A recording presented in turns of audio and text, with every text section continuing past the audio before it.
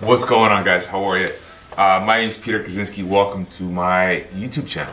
I bought myself a Porsche, and it's a 944 Turbo. It's a 1986. It's kind of in rough shape. I'm bringing the series to you to follow the build. I had posted it on my Instagram, and I know a lot of people are interested in following it and taking a look at what I do with it, and just watching the process, seeing how I restore this thing, and if it's even possible. So, as I said, it's a 1986 Porsche 944 Turbo. Submodel is the 951. I interchange them throughout my videos for the same thing, I guess. Thanks, Germany. So I'm not really a mechanic by trade, and there's nobody in my family who deals with any sort of automotive part of the industry. No mechanics, no auto body specialists, nothing. It's more of a hobby, and since the time that my dad brought home a 1987 E30 all stock, it had the diving boards and everything, and it was in rough shape. I think I was about 14, maybe even younger. Since then, I fell in love with cars. So let me tell you a little bit about the Porsche. I bought it from the previous owner who didn't make a listing for it, and he just posted it up on a 944 group that somebody was requesting a project. The previous owner reached out and said, "Hey, I've got this 944 Turbo and looking to get rid of it." So I don't think I hijacked it, but there were a lot of other choices for him. But anyway, first come, first serve, right? So I reached out to him, and the following day I drove down 2 hours South Jersey and picked it up. That day was Valentine's Day, and it wasn't necessarily my proudest moment spending 2.5 hours there, a 2-hour ride there, and then a 2-hour ride back, because the car was on all 4 flats. There was a car blocking it in with all 4 flats. But the previous owner was a good guy, so we were able to move the cars, clear out giant pile of leaves it was in, and I winched it out of there. I'll show you pictures. This is what it looked like beforehand. Yeah, the car was in rough shape. It hasn't ran in 12 years. And I brought it back and I dropped it in my driveway. Literally just yanked it off the trailer with my Jeep. So shout out to Sam, thanks for your trailer.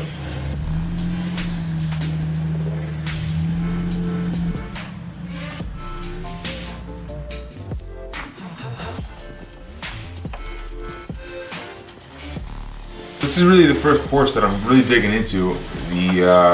My previous Porsche that I had was a 944 NA. It was a 1984, so it was the earlier model of them.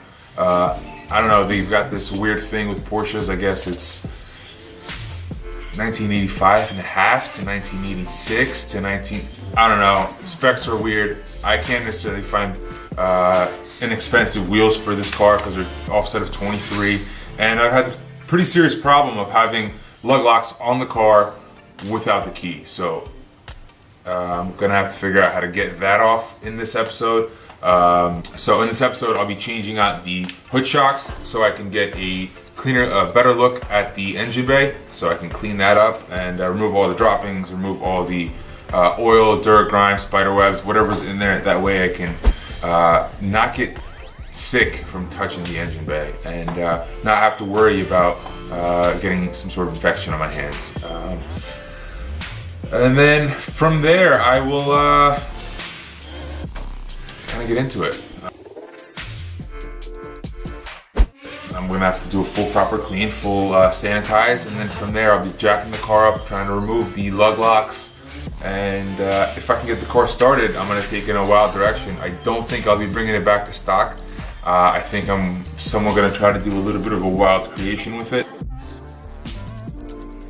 The interior is a filthy mess. It's gonna need to be completely cleaned, vacuumed, and sanitized. Due to all the rodents living in it, I'm sure there's some bugs in there still, and I just don't even want to sit and work in a car that's just been in this sort of state for such a long time. There could be some sort of bacteria in there that I don't want to get on my hands. So first thing I did for this project, definitely safety first. Put some glasses on, put some gloves on, make sure you're safe. You don't want to be touching any of these contaminants.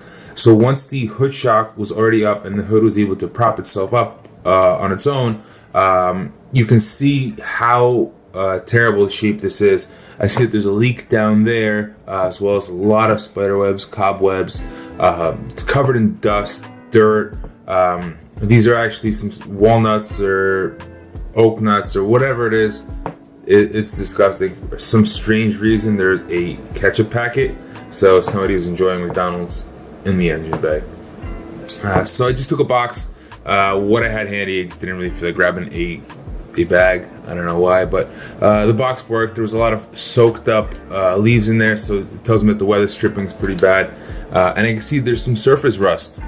Not the best, but not the worst. It didn't rust all the way down, so it didn't rust through it, so it's not the worst. And I didn't find any animals in there yet, so it's just continuation and just removing everything from the top, from the left side, from the right side, and just going in for it.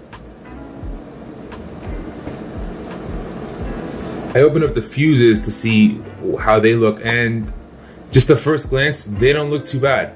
They look like nothing got into it, so nothing's really blown out. So I'm somewhat thinking that the previous owner did actually just park it and forgot about it. Another thing that I did was I started to vacuum the pad on the hood. The hood pads on these, specifically in old cars, they tend to disintegrate when you touch them once they dry out. My best suggestion to get rid of this is just to simply take a vacuum, take a shop vac, vacuum it all down, because if you do this afterwards, it's going to get everywhere. So I made the mistake of first vacuuming and then taking out the hood pad, and that's why I had to vacuum everything up again. So again, this was just a big rough clean, just to move a lot of the dust out, a lot of the leaves out, because that really is the mass of the project. Additionally, I took a leaf blower just to kind of keep things moving again.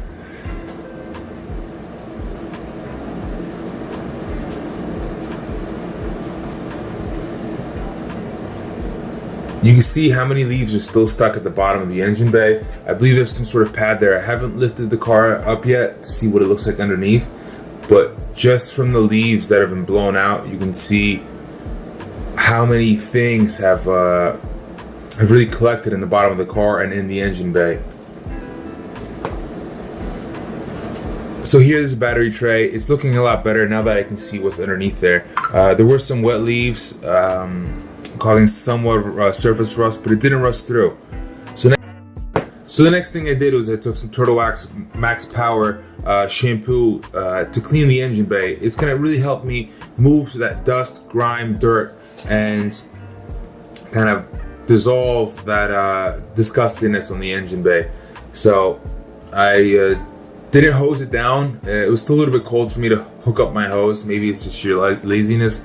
But what I did was I saturated the bucket of water with some of that Turtlewax Max Power soap, and just I started to hand clean the engine bay with just a regular microfiber towel, just moving the contaminants around.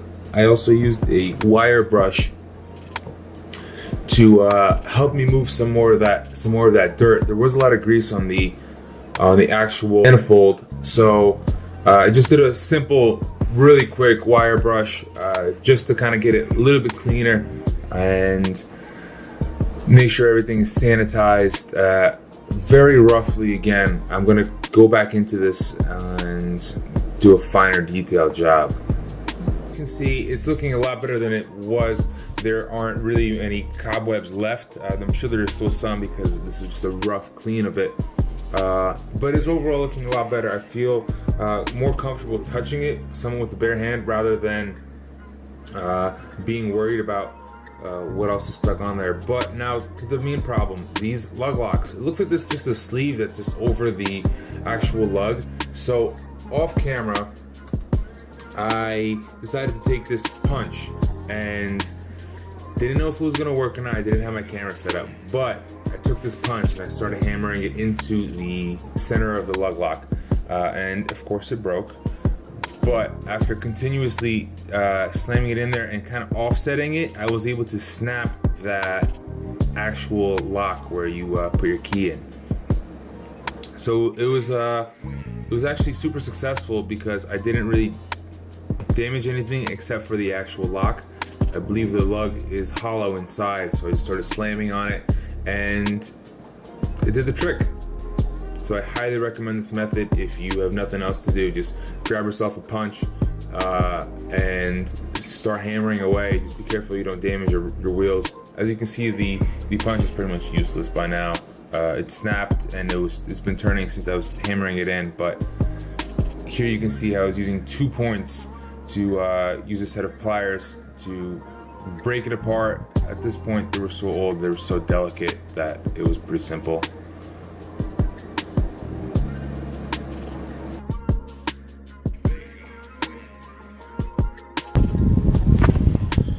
German engineering.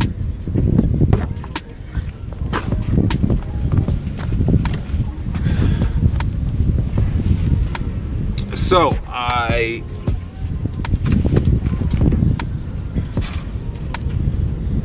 it's disgusting. So thank you so much for watching the video. If you enjoyed it, hit like, hit subscribe, so you can follow along with the series. In the next episode, I'll be cleaning up the interior, doing a sanitize and clean of the seats, the carpets, and I want to see what's inside. I haven't really had a chance to dig into the car.